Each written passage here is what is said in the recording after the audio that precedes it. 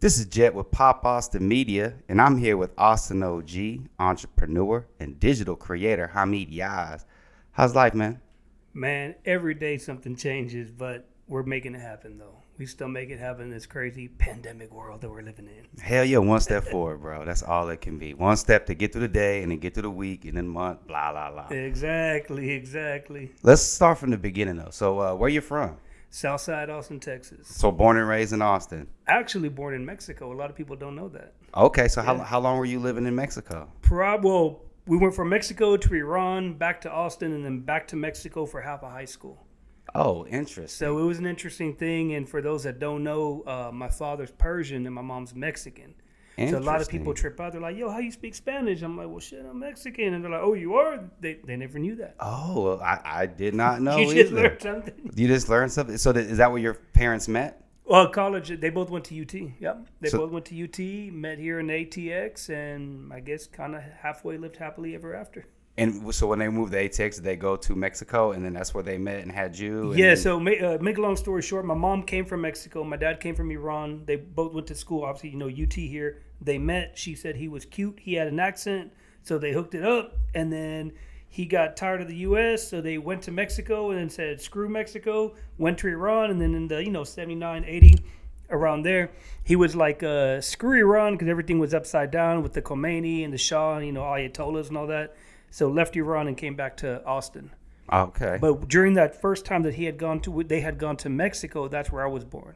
Okay, so and then you moved So from... I'm straight Mexican, No, dog. I mean, I see. Viva la Mexico, right? Yeah, everything. So when did you move? So, okay, Mexico, then you moved to the States. When did you move to the States? And then how was that culture shock? Was it a culture shock, or was it just kind of like you can hit the ground running? And I'm going to tell you, so in 94, I think it was, 94-ish, my parents got divorced. And then my mom, had a few kids with them. She's like, shit, let's go to Mexico. Because family's there, right? You get divorced, you got kids.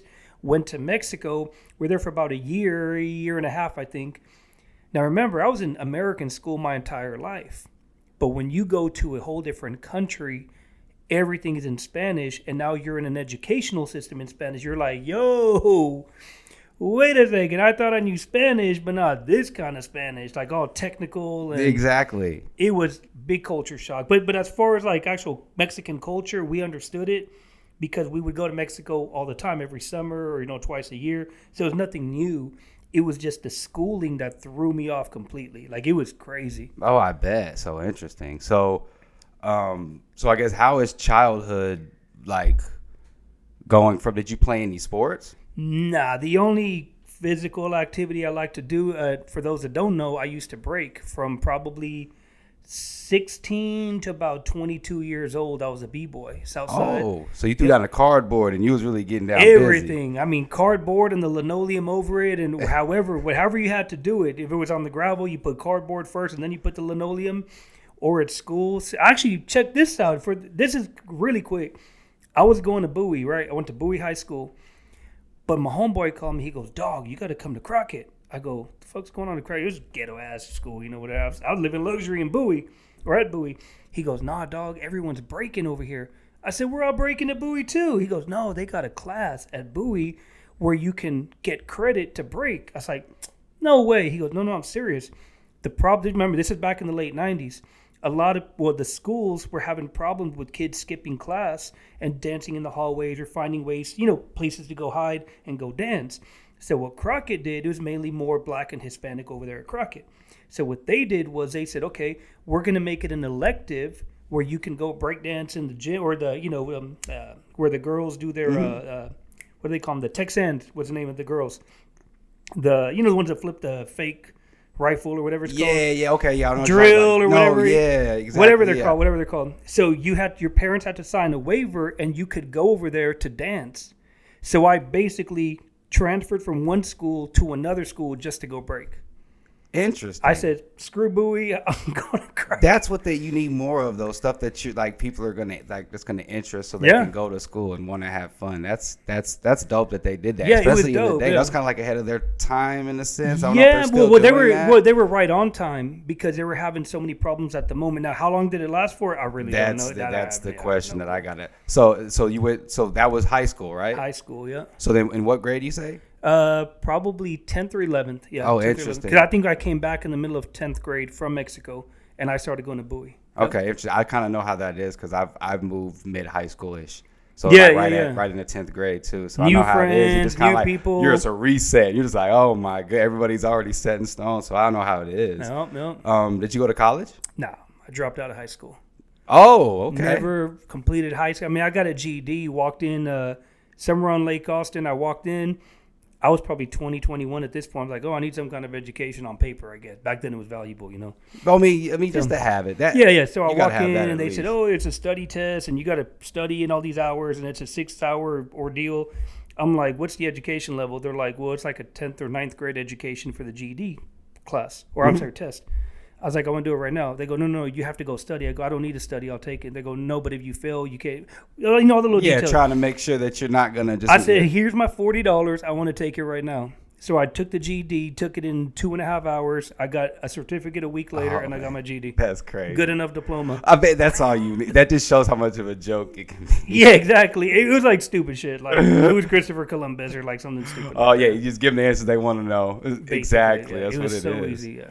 Oh, okay. Well, all right. So post high school, how's post high school life? I guess, question I really want to ask, and you can kind of fill it in. So what inspired you to go the entrepreneur route past that? So this is something that, and I'm glad we're actually doing this like this because I've done a lot of interviews, especially more, back in my prime, I guess you could say. But one thing that a lot of people don't know, because he's also well-known, well, actually, they're well-known people right now. So in 2001, okay, I'm young, chopping on blades, screens in my car, whatever, right? I had some little money behind me, whatever. I meet this chick. Never hooked up. I mean, I wanted to, but I think she kind of like met me more like as a homeboy because I was trying to, hook up. We were hanging out, but we never did nothing. Well, that chick was like, hey, and she's also married to a good homeboy of mine now. So he's a very well known in the city, but I won't say no names. I'll just leave it like that off camera. So anyways, so this is also 20 years ago, keep in mind. So me and her were kicking it. She goes, hey, I got this homeboy, or maybe it's her cousin. I don't remember because along there were cousins. She goes, I got this homeboy that I want you to meet. I said, this is, keep in mind, 2001. 2001, because I had the car, that's right. And I said, what's his name? She goes, his name is Latin Maid. I said, Latin Maid, which it was really Trampilla. For those that know Trampilla here in Austin. So I met Trampilla back in 2001. He had a studio on the south side. And that's everybody in South Austin, the rap, even other areas of Austin, they were going to Trampilla's house because he had a studio built in the back. And he had a big, huge, basically like a shed. Yeah. But it was like top notch though. So anyways, so I started hanging around Trampilla, hanging around the rappers and in the studio and yada, yada, yada. So then at that time, I started doing a bunch of bootleg CDs, by the way, going around Highland Mall, early 2000s with the shoebox. One looked like I bought shoes. The other one was filled with CDs because I was just over there hustling, mixtapes basically that I was putting together. Anyways, so I met, he was my first official, I guess you could say, like industry person here in Austin. And that's how I met so many other people like Mac from On the Real Films. Mm-hmm. Mac used to go rap over there. Okay. I knew him as Meme, but it was Mac Man. But, before this is, remember, 20 years ago. Mac Man, obviously Cool Whip. I've known him since we were in middle school, believe it or not. Yeah, I mean, a lot of people went through Trampilla Studio that I met. So a little by little started meeting people here and there. Then it was about, well, tell me your question because I can tell you the whole story. No, you're good. I mean, because it's kind of interesting. So was that the first thing to come to mind and make you like do your entrepreneurship? You saw what he was doing outside of his garage. He was actually getting he was getting traction. People were coming in. Did that kind of inspire you to do, even though you might have not? Inspired for entertainment, yes. Okay. Absolutely. But my first, because I've always been like a little hustler in school and this and that. But my first real official, like, oh, damn, I'm a big boy now. I was in 17, 18 years old on, Congress and, is it Southford? No, Congress and Ben White, where the U-Haul is. I actually put a video up about it a couple months ago. Me and my homeboy Steve, we were B-boys. We used to dance, right? And we found this warehouse. We weren't even old enough to sign the lease. It was $500 a month, 1,250 square feet, 1,000 feet of warehouse, 250 square feet of office. And I told Steve, we're making like $8 an hour at our job or whatever, right?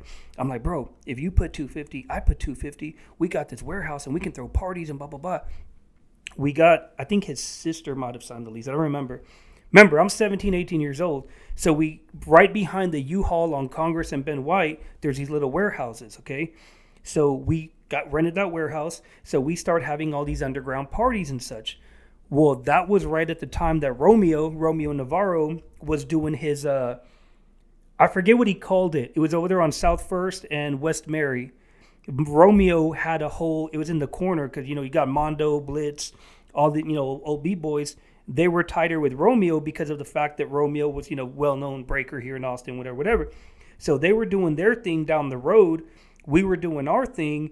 But, of course, when you're still in high school and you got your own warehouse, you started getting sloppy. Oh, yeah, because you don't know how to manage that. You don't know how to manage nothing. Well, and even if you're getting money, like the first thing you're thinking about is, oh, let me spend this shit. Yeah. And you're bringing girls over and you got your own warehouse going crazy. And furniture and everything, right? And then the last thing that ended it, we had this huge event. It was a DJ battle. Back then it was a Lottie Daw, DJ Chuck, Jem and Joel, DJ Chaos. I can't remember all the other ones on the flyer. Now, remember, I'm like 17, 18 years old. I don't know what the hell I'm doing. I don't really know anybody, I guess you could say. But at the time, I was like, hey, who do you know? Who do you know? So all these names kind of started popping up. So we did this big DJ battle. It all went downhill. But that was my first official, real deal, attempt at entrepreneurship, I guess you could say. Other than just like little hustles on the street, whatever, this and that. But nothing that was tangible that you could physically see something. Yeah. That's really interesting too at 17 doing that, because people don't realize, as doing business, you got to sacrifice a lot of shit. Like the more older you get to, no matter when you start it, it's like eating ramen noodles. You're married to it. You're married to it. You got to wake up thinking about it. You got to have another job, like you said, to start to make that thing happen in order. So it's tough, man. Not everybody can do it. And when they do it, if you get any type of income, first, you really got to be sitting there and going, okay, everything has to keep going into this, going into this. And another thing, exactly. And another thing that people don't realize is, regardless of what your passion is, right? Whether it's for business or whether it's like fishing, whatever it could be, right? Whatever the passion or the business is, what people don't understand is your vision. No one can see your two eyes when you see something, when you put it out there and you speak it into existence or whatever the hell, right? Nobody else sees that vision. They might, oh yeah, baby, I got you. You can do this, blah, blah, blah, blah, blah, blah, blah. But all of that doesn't matter. You are the one that defines whether that vision is going to happen or not. Imagine you doing this, Pop Austin Media. Put it up there when you have 10 million views on YouTube or 20 million views or whatever, right? Visualize all of that and then work backwards. What are the steps you have to do to make that happen? I know what it's like to have millions of views on YouTube 15 years ago, before anybody in Austin. I know what all of that's like, and it feels freaking good. Now, if you got a million views, you're like, a million views. That's crazy. These fools got like a million in like one day. The BTS on the K-pop realm, you see how much they're getting in 24 hours? It's crazy. Have you followed? Yeah, no, there's so many. You got these PewDiePie, whatever. But these dudes are like, I'm talking about in the 100 millions. Yeah, in 24 there's hours. everybody, man. What's his man bros or what are the dudes? The five guys that go and do. I forget what they're called. Is it the pranksters? Is it the Nelk boys? No, I forget. Dude Perfect. Dude Perfect. Yeah. There's so many. There's so hundreds and hundreds. But what I'm saying is, regardless of what you're trying to do, you got to get your mind and your mentality focused on like Proc says, keep your eye on the prize. Yep. All these distractions are going to come, but you have to stay focused on a girl, a guy, whatever it could be. Stay focused. So going on that, so you did the warehouse thing. Yep. You saw okay, I know a little bit on a taste of how this is done. Yeah. You, as you said, you kind of fucked it off just because you're young. Yeah, I didn't really know what's going on. Yeah, exactly. Then you find your pastry business, Stumpy's. Or you found it, or you there's a whole life before that. Do you want to know that one? Keep on. This is for the people that don't know. Yeah, go. Let's go. Okay. Let's go before Stumpy's, and then let's talk about what led into how did Stumpy's get created. Yeah. So And I want a lot of people that are OGs in the city. And I'm talking about the Smack, the Nook, the Jay Capone, Bavu, Rapid Rick. You know, I mean, I could go on and on and on. So 2006 maybe. No, I think right at 2006, I started putting stuff on YouTube because I was always like a video guy, I guess you could say, as of like 04, 05.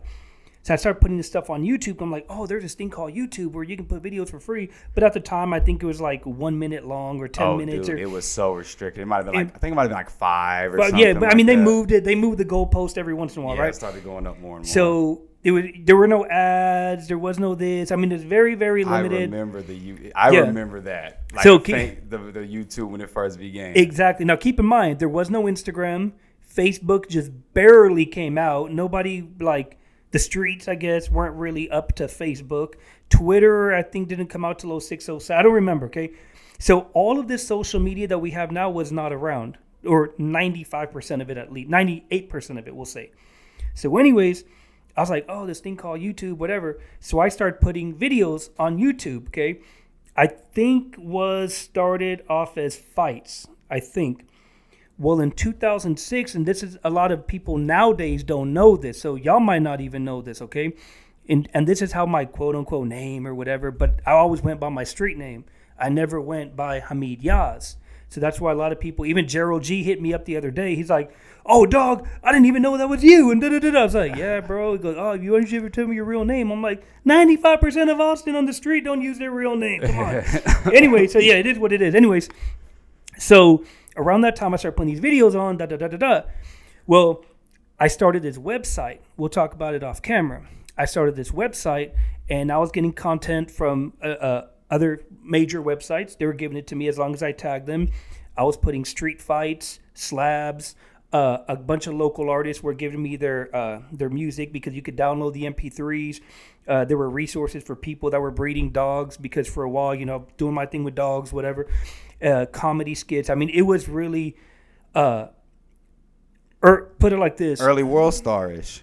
Actually, yeah. Yeah, because I mean, it's a little different just because times have changed and everything's video now, but it's kind of like World Star. And by the way, shout out to Danny. I think he's actually the CEO of World Star now. Oh, wow. Y'all know Danny or not? Danny, what's the last name? What, Danny 2 times? He goes by on Instagram. That sounds familiar, actually. So Danny is from Austin. That sounds familiar. When he moved to New York, just real quick, throwing it in there.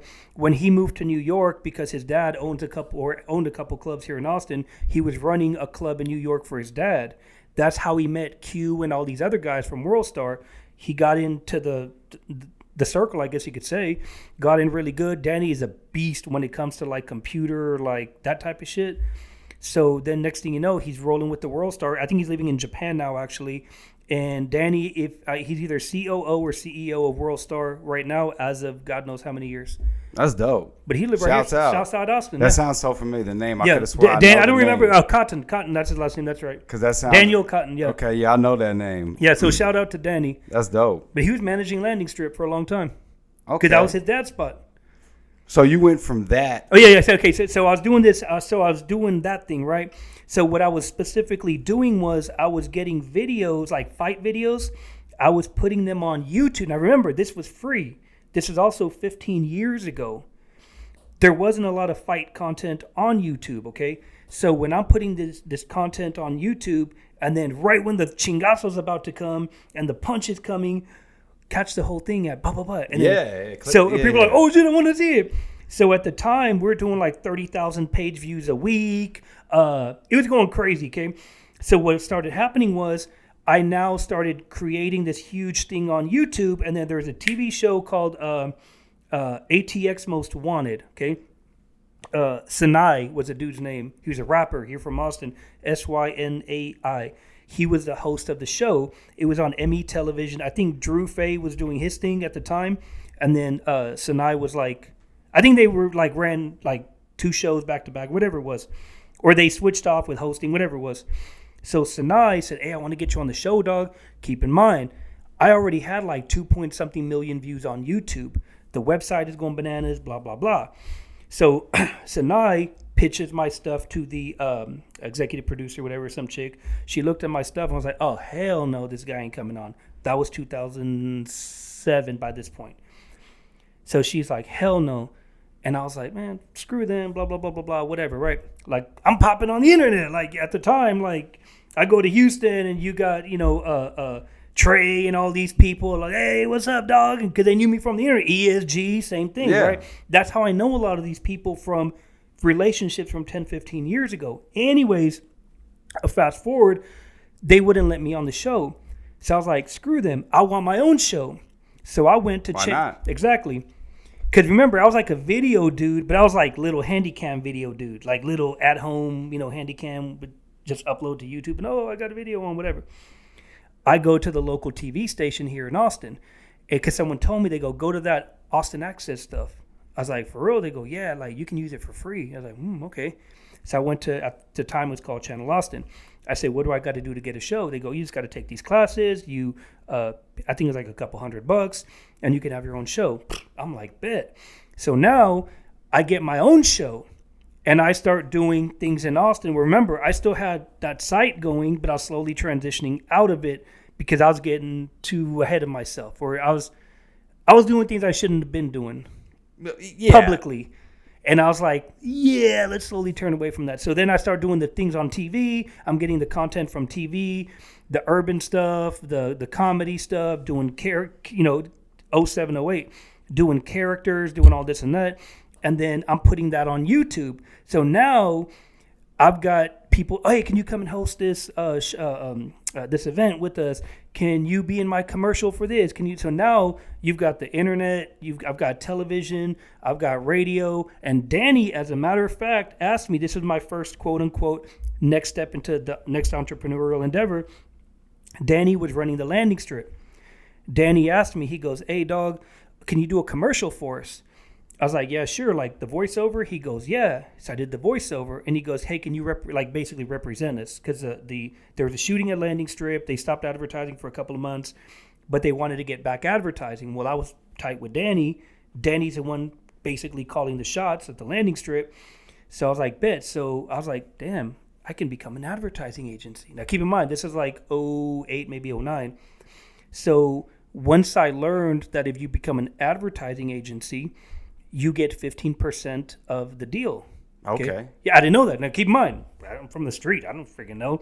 Oh, yeah, you're just kind of learning this stuff as so you Landing go, Strip, basically. So Landing Strip gave me $10,000 to do it for a budget to run advertisements on whatever the station was, KLBJ or whatever it is. I get $1,500 commission.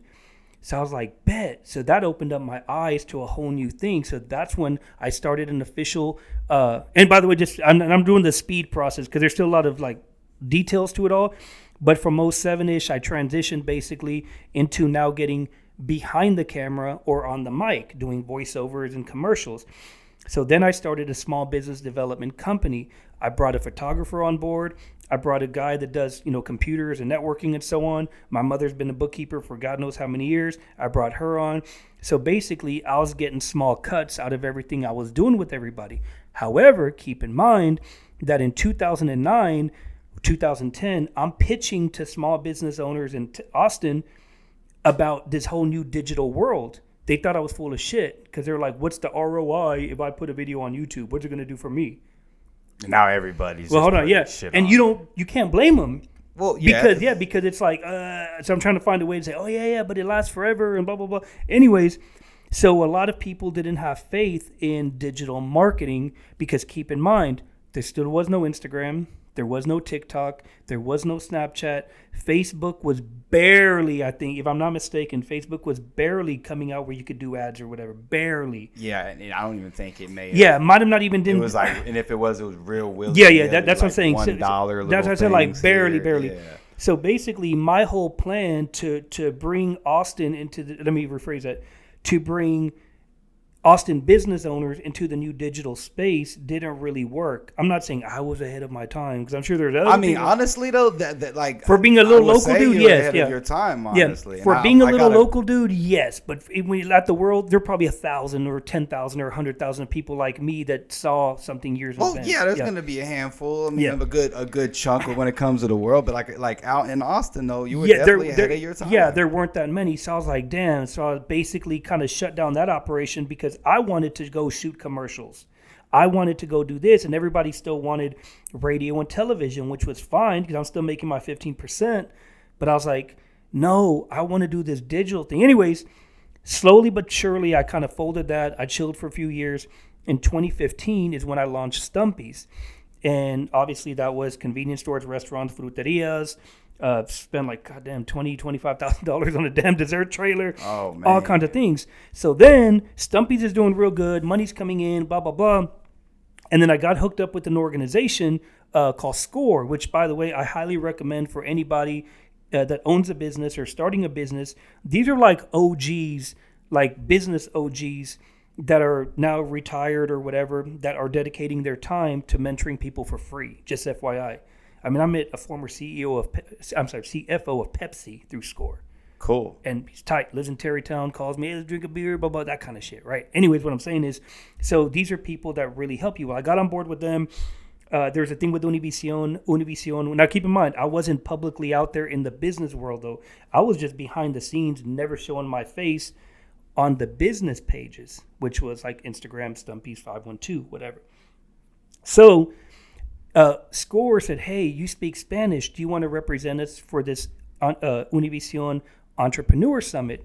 I'm like, sure. It was, I want to say 2018, November 2018. I'm like, okay, cool. So I went and did my thing, blew everybody away. Now, keep in mind, I didn't know what the hell I was doing. I don't do public speak. I'm a dude from the street that was recording street fights and stuff, right? I don't know about public speaking. I just got up there with my big fat mouth and it worked. That's all you got to do, Yeah. though. A lot of times, just be loud. But it made sense, though, because I wasn't boring. I wasn't whatever. It made sense. So then they're like, hey, can you come on the shows with us? So before you know it, I negotiated a whole $30,000, basically a contract or deal, I guess you could say, between SCORE and Univision, to where SCORE is tied in with Univision with a lot of things. But strategically, I made sure I was also the one representing SCORE.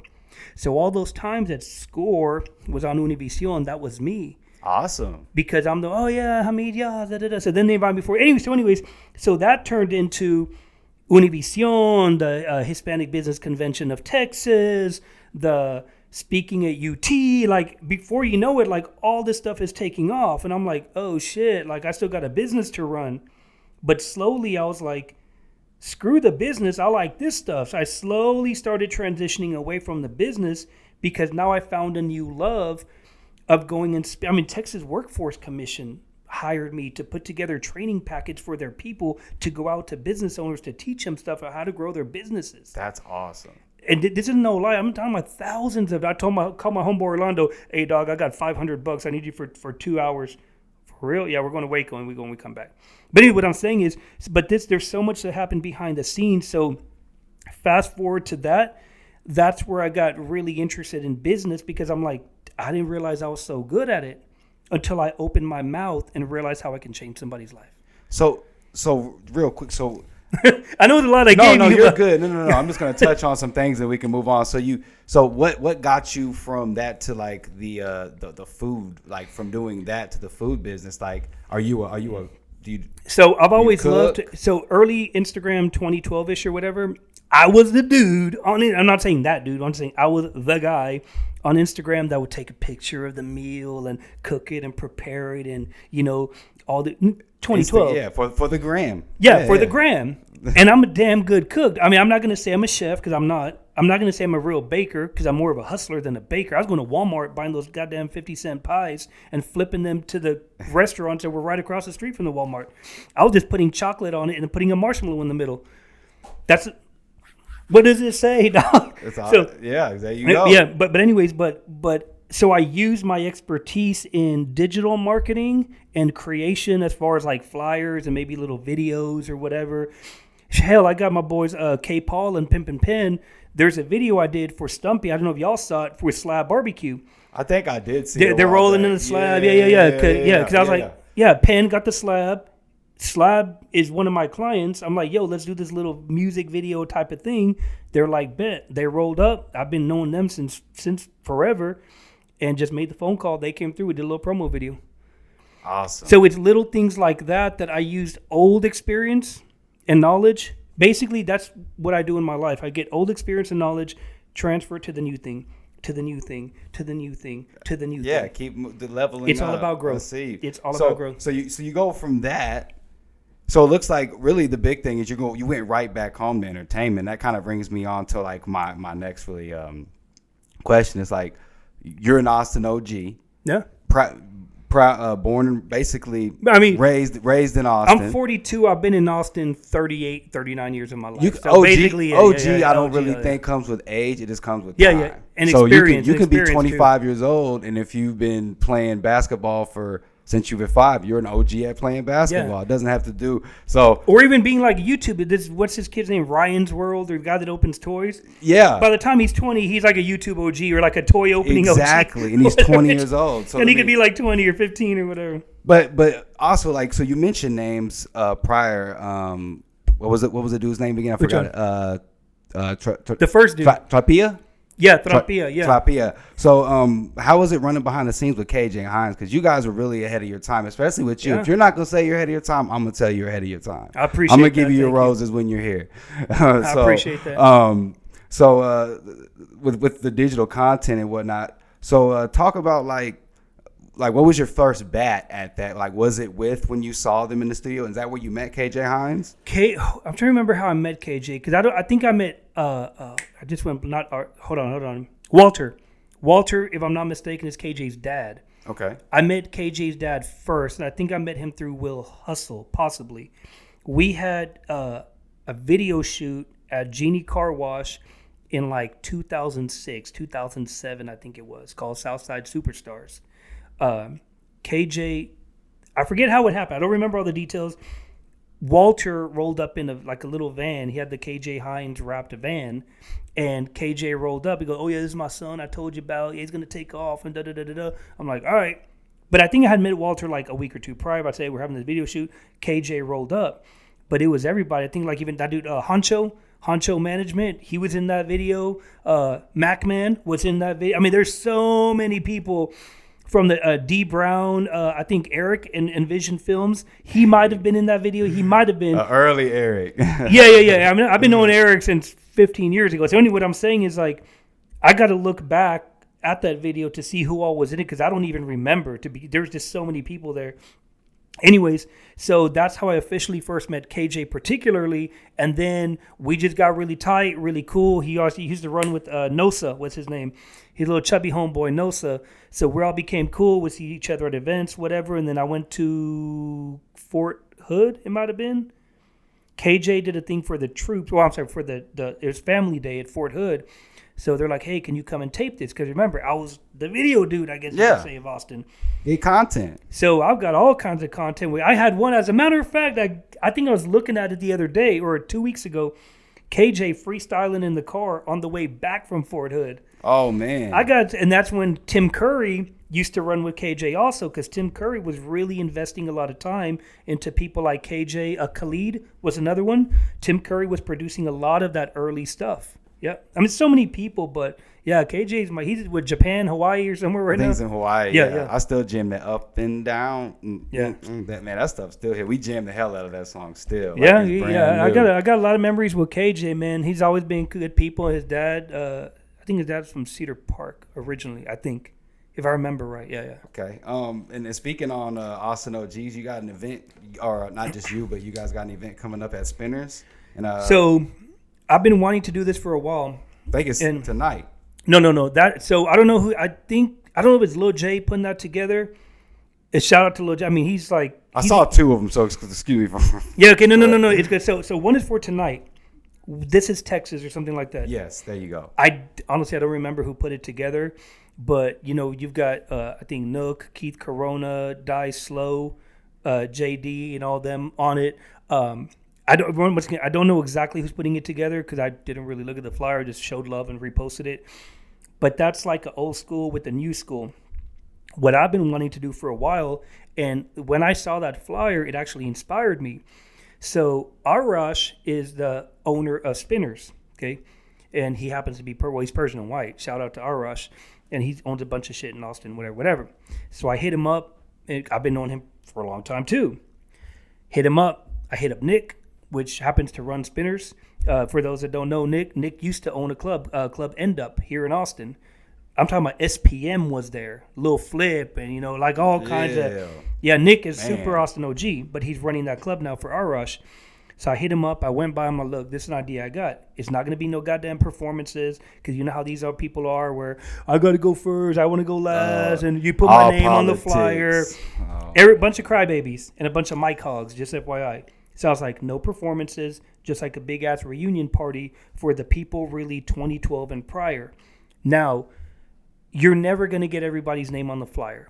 There's people who hit me up that say they should have been on the flyer that I'm like, bro, you had like one song. And I didn't even know you. Or there's people that they promoted one show and they're an Austin OG all of a sudden or whatever. But these are people that have been some with business or urban style business, like Stan, Hitman Stan. I totally forgot. He's been my dog for a long time. Stan used to own the screw shop in Austin. Man. Now I think he's still running around with Flo Rida and has been promoting shows, whatever. I totally forgot. I was like, fuck, Stan, got to put him on. So I got a new one that I'm putting out on Monday. But anyways, I could go on and on and on. But this whole thing was to get people like Latasha Lee, Stacey Russell, Saul Lee, Tomar, Rapid Rick, Smackola, Nook, Babu, Jay Capone. Lil Sick hit me up and he's like, dog, I've been wanting to do this, but I wanted to do the old school with it. I go, dog, it's too much bullshit because of the fact what I just told you. Exactly. They're going to be arguing. They're going to be fighting. I'm not headlining. I'm better than him. So I'm trying to We don't need that. We need a big-ass party. Yeah, exactly. So I'm hoping Sick comes out for it. But, I mean, he's in L.A. now, but who knows? But, yeah, it's just going to be a huge reunion party for people that in Austin from really 2012 and prior that really did a lot for this city to help not just put it on the quote-unquote map, but were really doing their thing in the city. Yeah, and, cultivating the scene, you know what I'm saying? And deserve a lot of recognition for now because there's a lot of people now, even dudes that are popping on YouTube or TikTok or whatever the hell right now in Austin, they got no clue who I am. And I'm not saying I'm whatever, but I'm just saying they might hear my name or whatever. They're like, I don't fucking know who that dude is. But they don't know. But if they did their, research and they see, be like, oh, damn, oh, shit. Well, yeah, if they really, but I mean, but there's a lot of us like that. It could be like Nook. Someone might say, Nook, he's just this dude from the east side of the Raps. But they don't know that Nook has been very an influential part of the city for 2 decades. A long time. Or maybe more than 2 decades. Like, I mean, long time. Yeah. Like, been doing it, putting in the work. So he's been doing a lot for the community. Shout out to Nook. I like what Nook's always doing, too. Yeah, and there's so many. But I mean, but you get what I'm saying was this is more about showing love back to the city because a lot of us now, whether you own a business, whether you're still doing what you do, whether you've transitioned to watch King Solo, building houses and doing his thing. Austin Martin, we talked 2 days ago, and I look at his thing, and he's doing these rental properties and refurbishing homes. And I remember these dudes when either they just started rapping, just started producing, or were, I don't want to say nobody, but didn't really have any kind of name or really any bread behind them. Just little young kids. Remember, if I'm 42... and they're 10 years or 5 to 10 to 15 years younger than me. Imagine how old they were back in 2006, 2010. Little young kids. Exactly. Snot nose running around. Yeah. So that's what I'm saying. So I could go on and on with the list of everybody, but it's beautiful to me to see that they've all become grown men with families and businesses or hustles that have been successful for them. It's beautiful to see. It's beautiful. Yeah, it's super beautiful. It's always great to see that. Super beautiful. And we need more of that in our, that's why Atlanta's thriving, and because everybody for the most part works together, you know what I mean? Yeah. To like that's what we need more. You don't need mic hogs out here. You need everybody to just be like, yo, put me on there, we're all just gonna rock. That's and the reason, no egos, let's just do this. Well, that was the problem because me and James Dean, James Dean, OG promoter here in Austin, whatever. Me and James Dean had this conversation, and Gerald G years ago had this conversation also. The problem with Austin at the time, now I'm not really too sure because I'm not really in the loop, to be honest with you. The problem with Austin was nobody had made it. Nobody had gotten any real kind of fame, I guess you could say. So what happened was it was crabs in a bucket is what we used to call it. As soon as one is trying to make it, I mean, there used to be promoters, many promoters here in Austin, who would book somebody big. They would bring them to Austin and then tell all the local artists, oh, no, you got to stay back there. Like, you can't meet the talent. Like, you got to stay over there. So how can you expect somebody from Austin to blow up nationally if The drug dealer that's paying for the damn promotion for the thing anyway, but you're the middle guy because you're the promoter. You won't even let the biggest local artist, collaborate or meet this artist to help them do a song to get Austin on the map. And we saw that over and over and over and over. Damn. But it was a whole crabs in a bucket mentality. Now, I personally don't know. The league, Lil J and all them, they got a lot of, notoriety. They did their thing, toured, obviously, nationwide, maybe worldwide. I don't really know. They went outside the country. Smack, he's been moving around for a while with the Dirty Worms. They went through their little, I don't want to say breakup, but they went through their dip. And, Smack is doing this thing with Crash again. But, I mean, there's been so many that have now gotten so much notoriety around the country where just keep it going and be happy and love what you do. Exactly.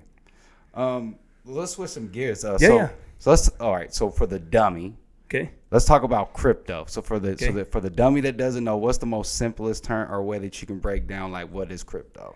Crypto's let me make it easy. I guess the easiest you can. Crypto is the future of money. Put it like that. Okay. Let me break it down a lot easier. You can watch it on YouTube. You can just think back in history books. There was a time in world history where you would trade a goat for whatever you wanted. You would trade a chicken. You would trade eggs. You would barter, right? Mm-hmm. Then, of course, there was a time when it would be like grains, like a bag of rice or whatever. Then it was metals, like, this silver or whatever. Then the silver, they realized how to turn silver into a coin and then, stamp it and yada, yada, yada. So with all this going on, we've been moving forward, okay? Once it got to, obviously, fiat, which is like dollar bills or pesos or whatever country you're in, then it became digitized. Stop and think about it. Let's say you have $100,000 in the bank right now, okay? $100,000 in the bank. More than likely, you can go to your phone. You can log into Bank of America, Wells Fargo, Walmart Bank, Woodford, whatever it's called. Whatever. Yeah. Bootleg Bank of Texas, whatever it's called, right? And then you log in, you see the amount that you have, right? Let's say it's your brother's birthday and you want to send him $1,000 for his birthday. You hit transfer, right? You Zelle him or Venmo or PayPal or whatever. Cash App or whatever, money to your brother. So you see the value of what you have there. You physically don't see any money, but you just sent somebody $1,000. That has been the introduction to cryptocurrency, okay? And I'm saying that because if I have whether it's crypto.com, Coinbase, any kind of exchange, I can go in, I see how much I have, I can send it to somebody if I want, and there's no tangible thing there. Go to the bank and ask them to tell them you want $100,000 taken out.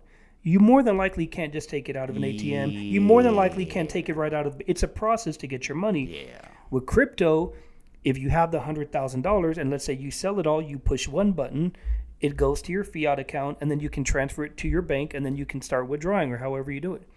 Okay. I mean, I could go into more detail, but crypto is the future of the world because it's the next generation of currency for everybody. I guess the easiest thing would be so if you had said $500 and you put that towards Bitcoin. Yeah. I guess I know it looks like it's more easier to do sending stuff I guess for to your point trade this person does, let's say artwork or whatever the case may be, and he does badass artwork. Yeah. Now, we know he does it a certain way and makes stuff look crazy the way that you want it to be, let's just say. And then you go, okay, there's 250 Bitcoin. You can send that to them, and it's a lot easier.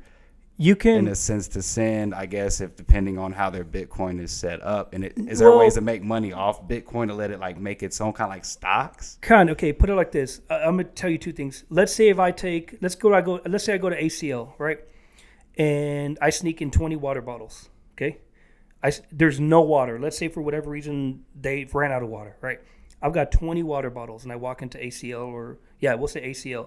Or Malaluna or Jambalaya, whatever music fest, right? Sasha's in big trouble right now. Oh, we're going to talk about that. That's a whole nother thing. We're going to talk about that later. Okay, so I walk in with 20 water bottles, okay? And I sell one for $5, okay? I sell it for $5. And then I find out that there's no other water. Oh, shit. What did the value of my other 19 just become? I said, I can sell them for 10 because I paid 50 cents at Walmart or HEB or 20 cents or whatever. Okay. So I sell two of them for $10. And I got people rushing to me, and there's a line of 50 people.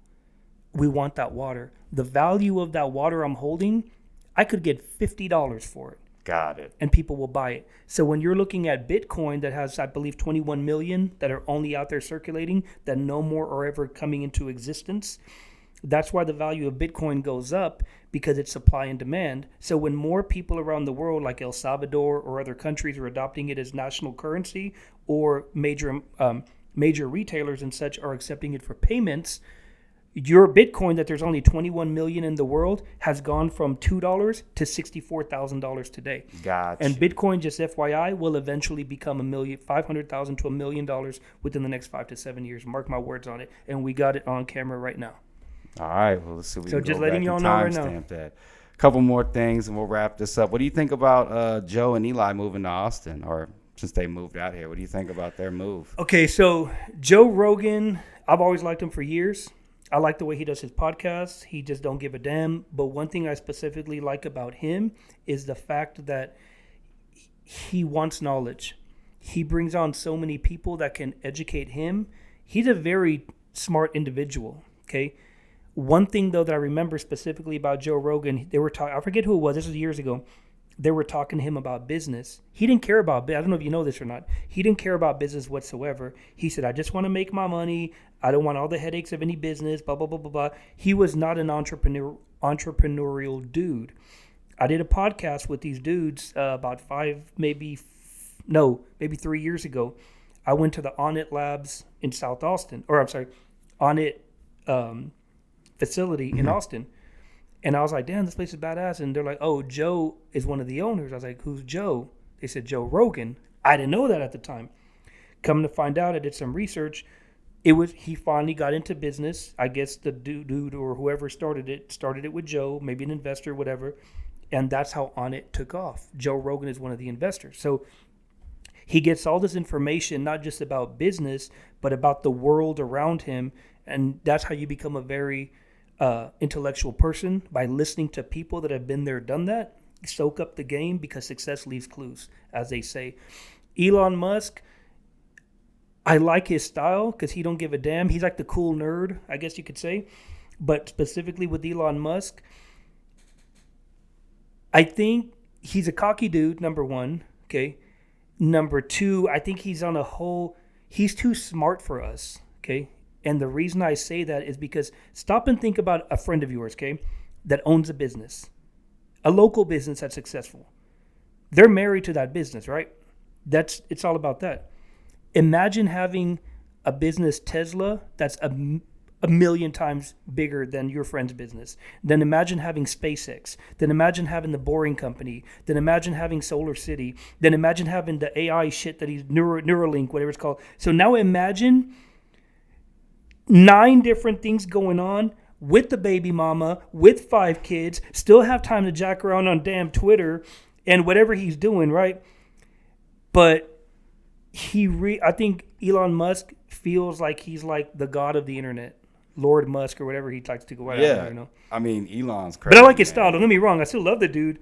But he's really like, okay, bro, you need to calm down sometimes. Just my opinion. But I like him. I say crazy in the sense of like his work ethics, you know, especially sending cats to space, like, you know, doing the stuff that he's doing is just game changing. It's just he's too smart for us. He is. But you also have to remember, at the end of the day, you create your future. You paint your future, picture your future, and you work backwards. Exactly. And when somebody like Elon Musk, he can easily tweet, I have a business idea. I need $1 billion. You know how many people will say, I've got your $1 billion. They don't even care what it is. Even though Elon Musk has the money, he can bring on board people in one tweet that'll give him $1 billion because they know it's going to be successful. Oh, exactly. Just because of who he is. It's crazy, right? He's got a lot of power, man. Yep. Just to wrap it up, what would it take for Austin to become the new entertainment hub? Like how we talked about with like how Atlanta is now. It depends, because there's different pillars of entertainment.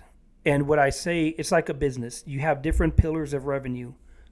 Quickly, going back to Stumpy's, I had convenience stores, I had restaurants, I had fruterias, I had special orders, I had the food truck, I had pop-up events, I had like deliveries, you know, like special orders, whatever.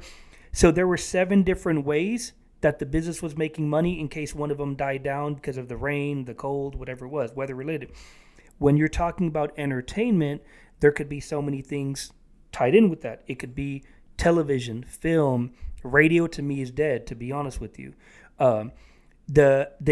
If you look up The Walking Dead, I think is moving out of Texas now. They're no longer filming. They're no longer wanting to film in Texas because there was like a $48 million, $50 million incentive package for production companies that wanted to do here. They were getting a piece of that pie. That money had been being depleted little by little. So they're like, we're leaving. So going back to the question, as far as entertainment, look at the film industry as one pillar of revenue. I don't say revenue. One pillar of injection of the entertainment. Then you look at music. Okay, what kind of music? Could it be pop music? Could it be rap music? Could it be whatever?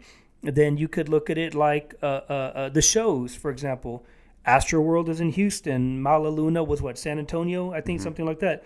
Jambalaya, I know he's had it sometimes here in Austin, out there on Town Lake, which is not Lady Bird Lake. Y'all people need to understand, it's not Lady Bird Lake. It's called Town Lake. So anyways, so there's so many different pillars that really hold up somewhere to be called the entertainment capital or entertainment city. So it's just a matter of dissecting each one and saying, how is this working for this? How is this working for this? Who's holding down this? Da, da, da, da, da, da. And one of the problems with Austin compared to Dallas and Houston, we haven't had enough major money as far as like NBA/NFL money or enough successful drug dealers in the city that were really funding it for it to take off as far as entertainment, urban entertainment at least. And that's one of the reasons why Austin never got as big as Houston or Dallas, because we just didn't have the real funds there. I mean, that's just real talk. And that's looking back 15 years. And when you really stop and think about it, you'll understand what I'm talking about. No, yeah, it makes sense. Because a lot of these shows that would come to Austin and they would bring the Slim Thug or the Plies or whoever it was all a bunch of drug money coming in, but it wasn't necessarily always from Austin dope boys. And a lot of people don't know that because they don't know the behind the scenes. They just see a logo on the flyer, but that's just the promoter. That's not the person that paid for it. If you get what I'm saying. No, yeah, get it. Interesting. Yeah, it's the face of the flyer. Well, you got any plugs? Anything you want to Man, drop? just Do you have anybody you want to shout out? Where can we find you out? All that good stuff. Yeah, just now if you look at my pages, I need to get back. Speaking of, on YouTube, Hamid Yaz on YouTube, some more crypto talks. And it's funny because when I got COVID in February, my motivation to do a lot of more videos just kind of shot down, believe it or not. I just kind of chilled for a while. And I'm not really doing any business talks at all. I mean, I might, like, people call me, whatever, but I'm not promoting myself at all, business and such. Now I just like to have fun. I've always been the fun guy, I guess you could say, make people laugh, just posting on Instagram, whatever, Hamid Yaz IG, Hamid Yaz on TikTok. And if this coming out within the next week or two? Yeah, it's come out pretty soon, I believe, in the next week or two. Yeah. So December 4th specifically, we're having the Spinners Austin on North Austin right by Pflugerville is the Austin OGs event. I mean, I've had so much love with people that are reposting it, and of course, the real promo hasn't even started yet. That was just the initial. The flyer, I got it updated so many goddamn times because all these people hitting me up about it. That's gonna happen though. But hey, we're getting it popping. Just Google Hamid Yaz. You'll find me somewhere, man. Connect with me. But no, I'm fortunate. I'm fortunate to have lived in this city and seen so many transitions of entertainment. I've seen people come and go. People change their lives. I mean, drug dealers that are doing bigger and better things now. I mean, I could go on and on, but it's just beautiful to me to watch the growth of people, especially now being 42 years old. Just looking back and all the relationships that I built when I was in my 20s, these are still people that even these new cats would love to talk to such and such person, but I can just call them or text them, hey, dog, come to this thing, okay, whatever. And it's all love because we're homies from 10, 15 years.